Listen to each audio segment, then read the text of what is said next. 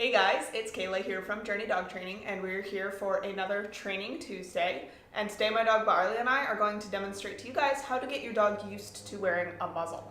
So muzzles are a piece of protective equipment that goes around your dog's face that keeps your dog from biting things, basically. So I am really pro muzzle. I love seeing dogs wearing muzzles. Your dog might not be super duper dangerous necessarily, but your dog might need more space, and that muzzle can be a great visual cue for other people to give you space. So the reasons that you might want your dog to wear a muzzle, your dog might eat things that are inedible. A lot of muzzles, like this one, make it really hard for your dog to pick stuff up off the ground. So if your dog is in the habit of eating rocks or chicken bones or other dangerous things out and about on your walks, a muzzle is a great way to save you and your dog from super dangerous and super expensive surgeries to remove stuff from your dog's stomach. Super great. You also might obviously want to your dog to wear a muzzle because your dog is potentially going to bite someone. And that could be, you might wear a muzzle intermittently. Your dog might wear a muzzle intermittently, just when you're out on walks. It might be that your dog wears a muzzle when he's likely to run into other dogs because he's fun with people but not fun with other dogs. Could be all sorts of reasons. And the thing that I love about muzzles is there's a little saying about muzzles that says, fence the face, not the dog. So we're putting a fence around your dog's face so that your dog can't cause damage to others or damage to himself if he's someone who likes to eat things. But he still gets to have that freedom. So some of my friends have dogs that are not potentially super dog savvy. So they should not be allowed to be off leash around other dogs without a muzzle on. Which means that if they didn't wear a muzzle, those dogs would just be left behind all the time, which is kind of a bummer for those dogs. So I have a lot of friends whose dogs just wear muzzles whenever they're out hiking. And that is just as an extra level of safety. Those dogs are generally fine most of the time, but they're not super socially savvy, and they are potentially a bite risk to other dogs, so they wear a muzzle when they're out. And I think that the stigma against muzzles is a really huge bummer because there are dogs that are literally dying because someone won't put a muzzle on them, and then they bite someone, and they bite the wrong person, and then that is the end of the road for that dog. So I am extremely pro muzzle. Let's talk about the components of a good muzzle. So this is a custom-made Boomus muzzle. If you can afford it, I absolutely recommend getting one of these custom Boomus muzzles. They're soft and comfy for your dog, and they're custom-made. So if you've got a French Bulldog, a Bull Terrier, a Giant Mastiff, a tiny Chihuahua, any dog with an odd-shaped face, a Saluki, a Greyhound, a Whippet, Bulldogs, Pugs, this is your best bet for getting a good muzzle that's going to fit your dog nicely. Even my own dog, my Border Collie, he doesn't have a super extreme face shape, but when I had I had a Baskerville muzzle for him for a while, which you'll see if you look through any of my other muzzle videos, and it didn't quite fit him just quite right. It just wasn't perfect. This is perfect because it's custom made for him, and what I did have to do is I had to go ahead and I had to measure around his nose when his mouth was closed. I had to measure from here to here on his nose, and then I had to measure around his mouth while his mouth was open and panting. And that's because a good muzzle should allow your dog to pant, eat, and drink while he's wearing it. So a lot of times when I tell someone to wear a muzzle, or when I used to do this before I realized that this was a common mistake, I would then come to my client's house to work with their aggressive dog, and their dog would be wearing a grooming muzzle, which is basically a strip of fabric. Imagine if I just took a strip of fabric and I put it around Barley's mouth and I just wrapped it so that he can't open his mouth. That's great, it prevents him from biting, but that's definitely like a temporary emergency sort of muzzle. It's not what you want your dog to wear while your dog is out walking or hiking or during training sessions, because your dog can't pant comfortably, which is straight up dangerous for your dog, and your dog can't eat, which makes training difficult, and your dog can't drink, which also is potentially dangerous for your dog. So when you're looking for a muzzle, make sure that you're getting a basket or a cage muzzle. So again, it's got these bars. You'll see different kinds. So Boomus will, because they're custom, they will do extra things on the side if your dog is at risk of still trying to get at someone through the sides. of the muzzle. The other thing you want to look for is you really just want to make sure that it fits your dog appropriately. So that, again, means your dog should be able to pant comfortably, and it shouldn't be rubbing too much on the tip of your dog's nose, all right? So that's kind of a basic run through of why you might want a muzzle and what to look for when you're buying a muzzle. If you don't want a custom muzzle, my go-to is generally a Baskerville muzzle. They're pretty easy to find. You can get them online. They're pretty good. Otherwise, some Greyhound racing muzzles are good for those long-nosed, skinny-nosed dogs. But if your dog is really large, really small, or unusually shaped, really, truly the Boomus muzzle is going to be the way to go because, again, they're custom. There are some options for big Mastiff type dogs if you look, but finding a really good muzzle for a really tiny dog is really, really hard. Okay? So how I start training a muzzle is there's a couple different phases to it, all right? And Barley is about, I would say, 3/4 of the way done being muzzle trained. He's not totally comfortable in his muzzle. For him, because my goal is that my dog's muzzle is going to feel to him like having his collar on. It's no biggie. He's just got it on. It's like having a seatbelt, you know? You're like, maybe when you're a little kid, you're kind of unhappy in your car seat. By now, you're totally used to it. You put it on. It's a safety thing, okay? That's how a muzzle should be. So when people think that muzzles are cruel, it's probably because they're either using those muzzles that don't let the dogs eat, drink, or pant, or they're just not training the dog to wear the muzzle appropriately, or both, okay? And I strongly believe that even if your dog doesn't have serious behavior issues, it's really smart to muzzle train your dog because, for example, Barley needed a jugular blood draw a couple months ago. And I didn't have his muzzle with him, but if he had been more nervous about that, he was actually a total champ about it, I might have considered asking the vet if they had a muzzle on hand so that we could muzzle him. And the great thing is, you know, we could do that. We could just shove the muzzle on and he could get through it. But then we're adding an extra stressor to an already stressful experience, a jugular blood draw. But if your dog is muzzle trained and you get into a situation where your dog sliced open his paw and you need to do some emergency medical stuff, or he's getting a jugular blood draw or whatever, if your dog is already comfortable wearing the muzzle, then you're not adding any extra stress to that situation. So I really think that muzzle training is super important for all dogs. Anyway, without further ado, let's get going. So the very first step is I want you guys to turn your muzzle into a food bowl. So you can do this two different ways. You can just take your dog's kibble and put it into the bowl. We're going to do that regardless. And then you can put the muzzle right inside of your dog's food bowl and walk away and just let your dog eat. If your dog has any inclination of resource guarding where your dog growls or gets aggressive around his food, do this one. Just put it in there, give it to your dog, walk away, give him space, just like you normally would for any meal. If your dog is copacetic around food, you can also just put the food in the muzzle and then let your dog eat out of the muzzle. So I'm gonna have Barley stand up so he's in frame, and we will just let him eat out of the muzzle. First, he's gotta think about how to get his face inside the muzzle. There we go. And he's just eating his food right out of that muzzle, okay? And again, if your dog is safe to do this around food, it's nice to practice with you holding the muzzle, because as you do this every day for your dog's meals, you can start practicing closing that muzzle around your dog's face even. Okay? So that's kind of phase one. I would recommend doing that for a couple days just to make sure that your dog, when he sees this muzzle, he's like, oh, mealtime? Cool, right? And now what we're going to start doing, and again, if you have a dog who's food aggressive, you're gonna want extra help with this, okay? Because we don't want anyone getting bitten during muzzle training. So if your dog is food aggressive, stop watching now, send me an email, Kayla, Kayla, @journeydogtraining.com, and we'll get you some help. I work with people all around the world. Okay, so that's phase one. Now phase two is we're going to start teaching the dog to follow the muzzle and teach the dog to put his own nose inside of the muzzle, okay? So again, we're gonna put some food inside the muzzle. We're gonna let him put his nose into the muzzle to get food, and then we're actually going to draw the muzzle away from him so that he practices reaching for the muzzle on his own.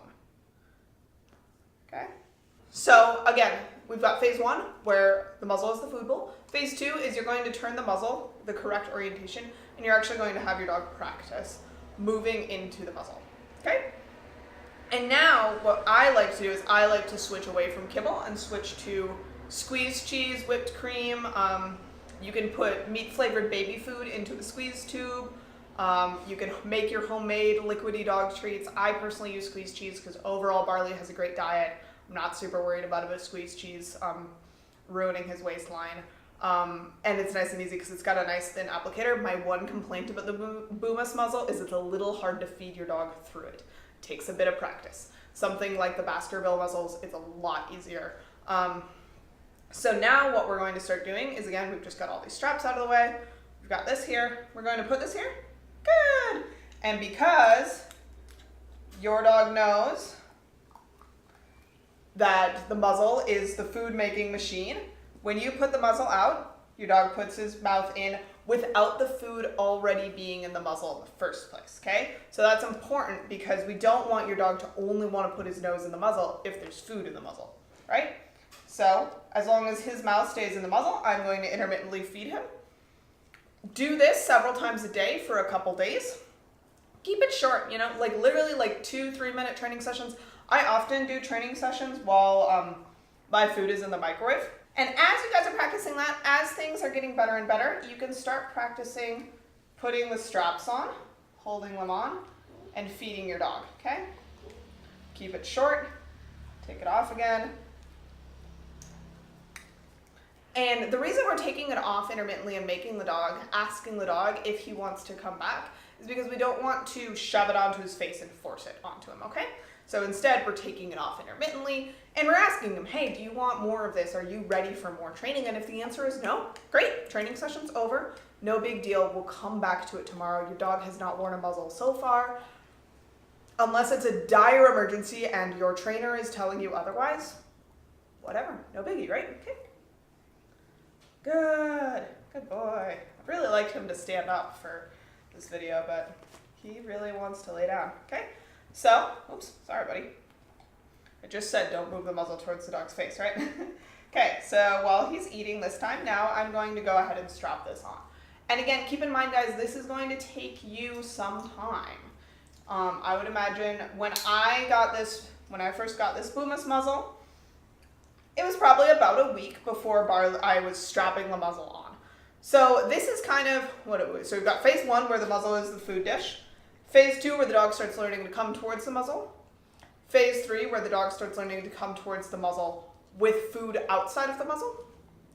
Phase 4 is we're going to start actually putting the muzzle on the dog, okay? And then we're just going to do this. We're just going to feed intermittently, and we're going to go ahead and we're going to take it off, okay? Just do that for a minute, okay? Phase 4. Phase 5 is we're actually going to start leaving the muzzle on for a little bit longer. So the other day on my Instagram, I posted a video of Barley wearing the muzzle while I cleaned the apartment. And what I was doing is I had this squeezed cheese in my pocket and I had Barley wearing his muzzle, and every single time I walked past Barley, he got a little bit of squeezed cheese. So again, your dog's just wearing the muzzle and you're doing things. You're asking your dog to wear it for longer and longer, and you're feeding regularly. Along that in stage 5 is going to be taking your dog to do fun things with the muzzle on. So the other thing that Barley and I started doing at this phase is for his evening potty break walk, which is his shortest walk of the day, we would have him wearing his muzzle for that. You know, just a 10-minute walk, and he's learning that, oh, muzzle means that I get to go outside for a potty break, okay? And we don't make him wear it for our 1-hour morning walk or a 5-hour hike or anything right away. He's not ready for that yet. But for a 10-minute walk, that's about where he's at right now. And you can tell he's still not super happy with how this is right now. He's not pawing at it, so I'm counting this as a success. But you can see right here, his ears are a little bit pinned, his eyebrows are a little bit worried. He's not super happy, but he's still eating and he's not pawing at it. So I'm gonna go ahead and take it off, but I'm not going to like count that as a failure in my book, okay? So phase 5 is going to have your dog wearing the muzzle for longer and longer periods of time. And depending on how sensitive your dog is, how consistent you are with training, you might get there in a week, you might get there in 2 weeks. It might take longer if you've got a really sensitive dog, or if, let's be honest, you're not being as consistent about your training as you should be.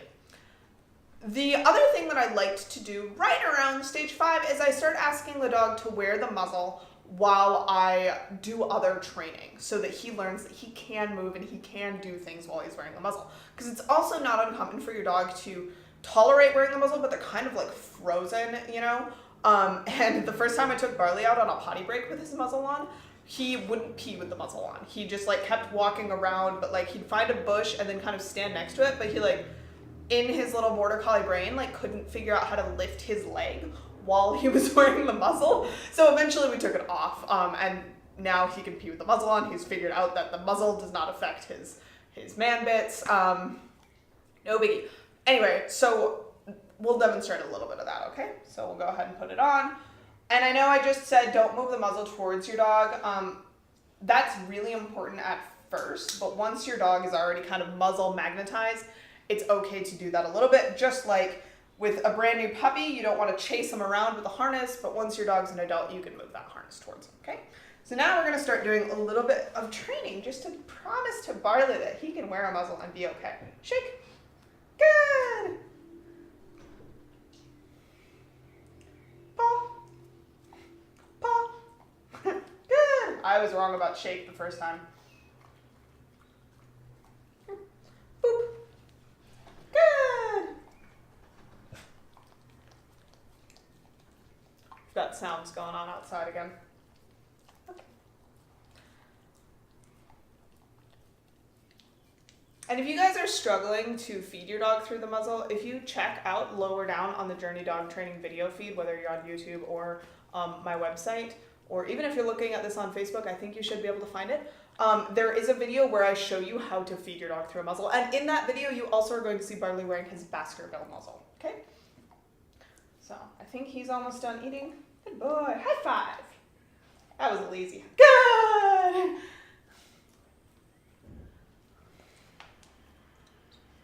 Good. Okay. So that's kind of the phase 5, is all of those different things. You're going to take your dog for walks wearing the muzzle. You're going to do a little bit of training with the muzzle on, and you're just going to build up. And one of the things I would recommend doing at this point is starting to set a timer and keep track of how long your dog can wear that muzzle comfortably. You don't want to get to the point where your dog is trying to paw at the muzzle, whining, throwing a fit, because that shows us that we've pushed our dog way too far. So instead, just as I've been doing here, even though Barley has been able to take a 10-minute walk with the muzzle on, he's not looking really happy about it right now. So we're taking breaks, and right now I'm just letting him, we're basically at phase 1 here, where all he's doing is just eating out of the muzzle. That's okay, because we want him to love his muzzle, okay? But phase 6 is basically a continuation of phase 5, where you're asking your dog to wear it for longer and longer and longer. And again, whenever possible, make wearing the muzzle a happy thing. You're going for a fun walk, you're going on an adventure, you're going to the park, you're wearing it while you clean the house and your dog just gets fed a ton. But try not to make sure that your first couple times wearing the muzzle are not for things like the vet or going to meet really scary children or anything where your dog is going to get really, really stressed out. So Barley and I, hopefully in the next week or so, are going to get to that phase, and my goal is to actually start having him wear this muzzle while we go hiking. And part of that is because I know that if he learns that muzzle predicts hiking, he's going to love his muzzle, right? Because he loves hiking. Also, the other great thing about that is Barley has a habit of running full tilt with sticks in his mouth. And that's kind of a dangerous habit. He could easily stumble and hurt himself with the sticks. I don't like that. The muzzle will stop that. And part of it is, I think, as a trainer who is extremely pro muzzle, I think it is kind of my civic duty to have a friendly, happy-go-lucky dog out there wearing a muzzle to just help people learn that, muzzles are not a bad thing. Muzzles are a great thing. They're safety tools. Just because my dog's wearing a muzzle doesn't mean he's vicious, doesn't mean that I'm an irresponsible dog owner. You guys keep that in mind too. If you see a dog wearing a muzzle, don't shun the owner. You don't have to, don't go say hi. Don't assume that because the dog is wearing a muzzle, that means that you can go pet the dog, because the dog probably doesn't want that. But yeah, don't judge people for wearing muzzles. So I think that's it. That's a pretty good overview. Again, my name is Kayla Fratt. I'm a certified dog behavior consultant, and I run Journey Dog Training. Journey Dog Training is an online dog behavior consulting service.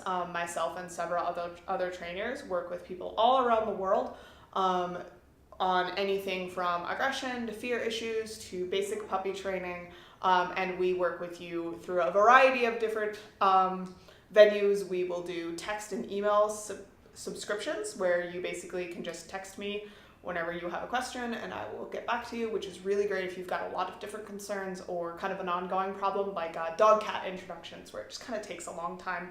It's really great. We also do video consults where we talk to you one-on-one. And we have a couple courses as well. So if your dog is aggressive towards children, or if you have a dog who suffers from separation anxiety, those are the two self-study courses that we have running right now.